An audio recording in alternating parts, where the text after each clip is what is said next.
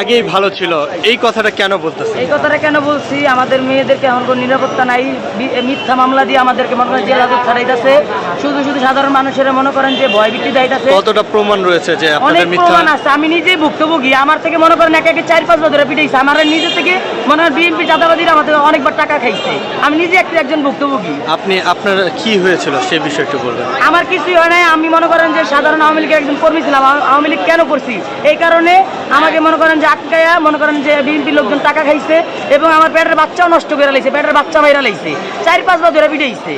আমি অনেক আন্দোলনে তো আপনারাও মনে মাঠে ছিলেন? না না না, জুলাই আন্দোলনে আমরা এক জায়গায় ছিলাম। হেরা নিজেরাই গঞ্জাম করছে, হেরা নিজেরাই এখন ভালো সস্তা আছে।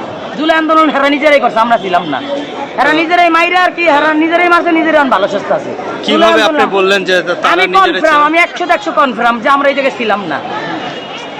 যেমন আমি ছিলাম বাহিরে, আমি জর্দান ছিলাম। বললেন আপনিও নাকি ভুক্তভোগী? আমি ভুক্তভোগী, হ্যাঁ। আমার মারছে 4-5 বার। কারা মেরেছে? মারছে বিএনপির লোকেরা। কেন আমার মেরেছে? টাকাও খাইছে। হ্যাঁ, কেন মেরেছে? ওই যে আওয়ামী লীগ করছস, তোর শুনছি আওয়ামী লীগ তোর লগে ছবি আছে আওয়ামী লীগের লগে, এই জন্য আমাকে মারছে।